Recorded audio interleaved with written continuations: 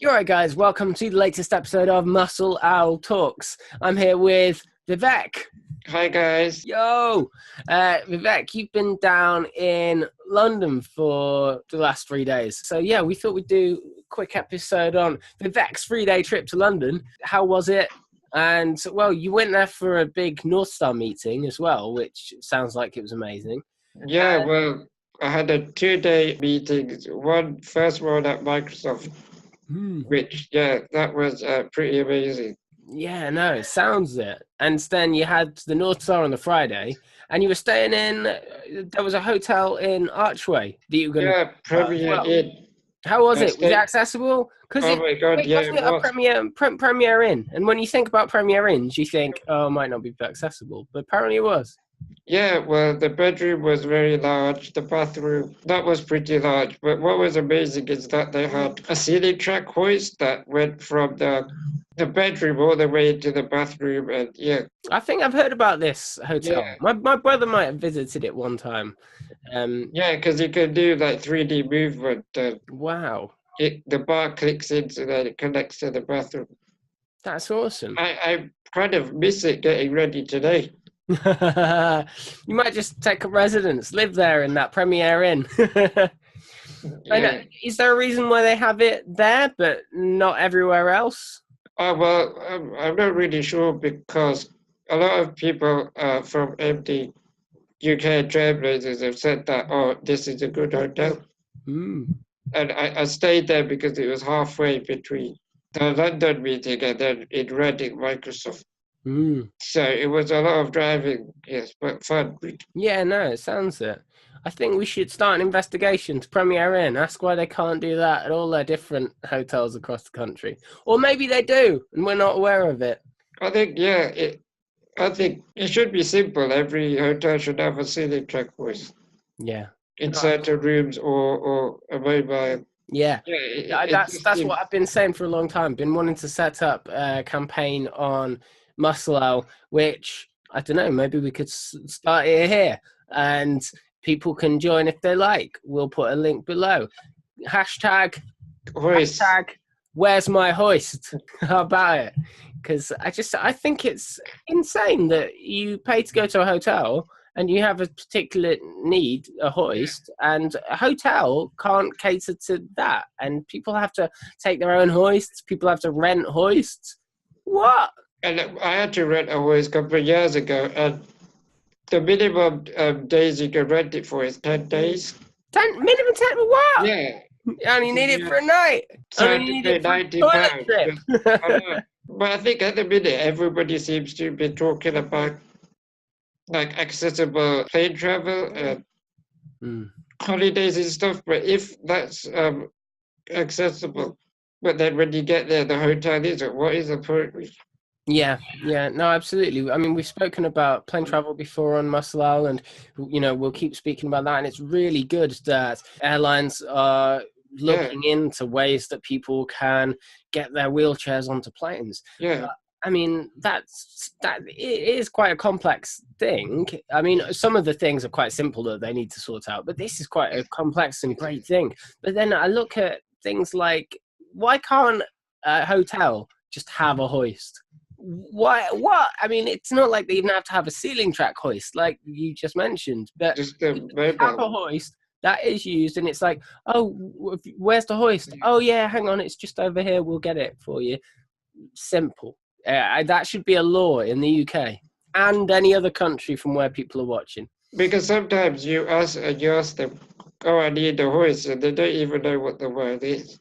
I can imagine. That's the thing. I think when you're setting up a hotel, you have to take into the account the needs of anyone and everyone who might come and stay at your hotel. Yeah. So you can't just I mean, it's on hotel owners to understand what different needs people will have. And I mean, obviously, there are some very, very complex needs.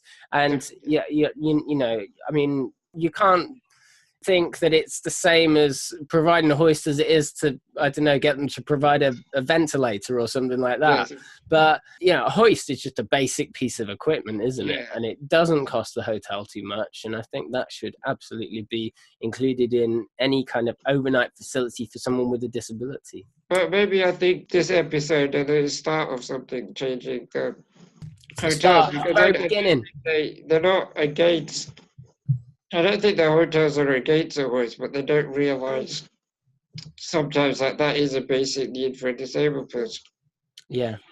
In fact, if there's not already a petition, we'll start one here and now, and we'll push it out and say, that's why important. Where's my hoist? Hoist.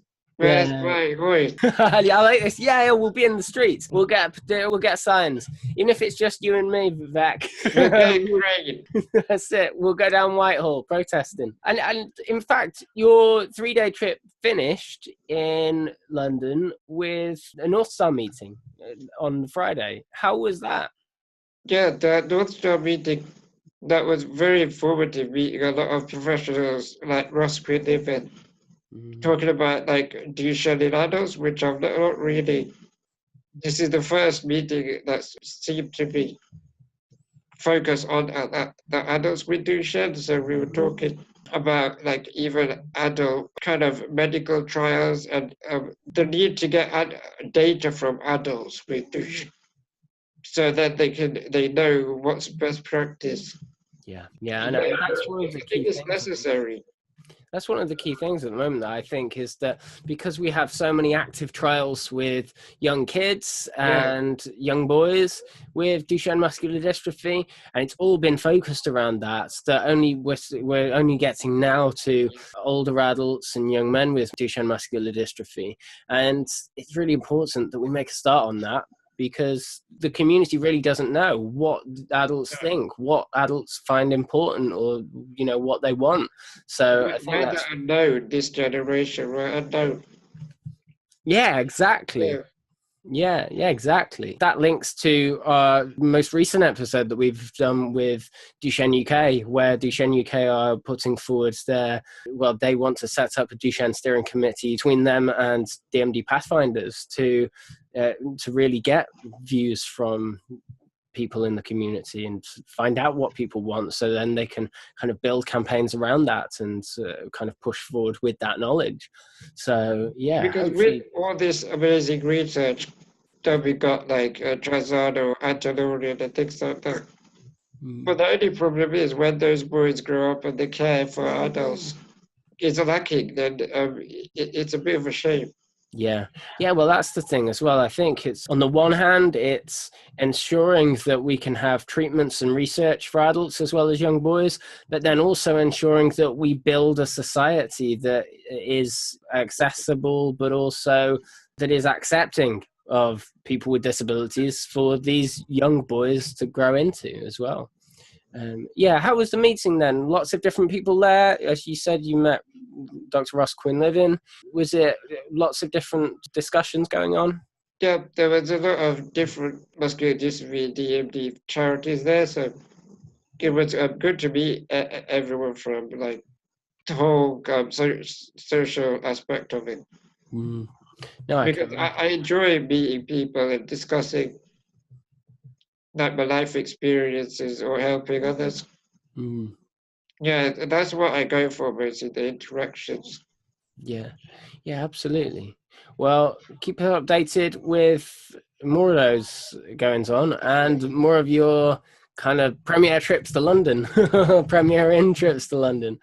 And in fact, the campaign starts here. We want a hoist in every big hotel. Yeah. We'll hashtag.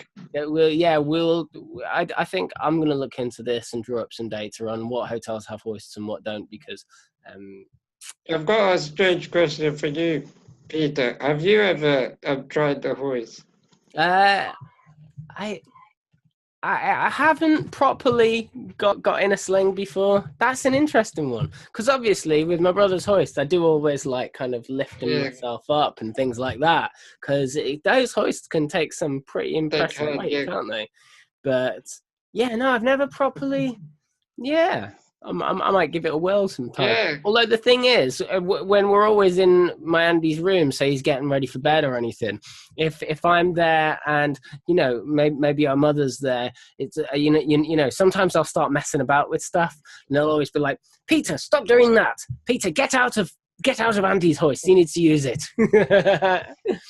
But yeah, maybe I'll give it a roll. Bit of fun. It sounds like my mum sometimes.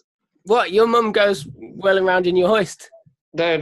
She says, stop messing around because I used to swing in it. She come in and Nice. it's gonna fall off the ceiling. That's it. Yeah, the first few times I can imagine you're like, you think you might fall out. Can it hold your weight? Can it? Yeah. But in fact, have you ever heard of people having hoist accidents, falling out of the hoist? Not falling out, Yeah. but bashing your head on the bar. That's happened a lot. Oh yeah, I can imagine. It's funny hashtag when hoist problems. it's funny when other people hit their heads, but yeah. It's I think it's probably some good old slapstick humor, but some probably serious consequences deep down if people are falling out of hoists. yeah. So yeah, terrible times. But we want people to give people the opportunity to fall out of hoists. Yes. And they can't have that opportunity if the hotels don't have them. Hoist. Right, awesome episode, and yeah, thanks Vivek. Thanks Watch everyone this for watching. space. Yeah, we'll see you all soon. Bye. Bye.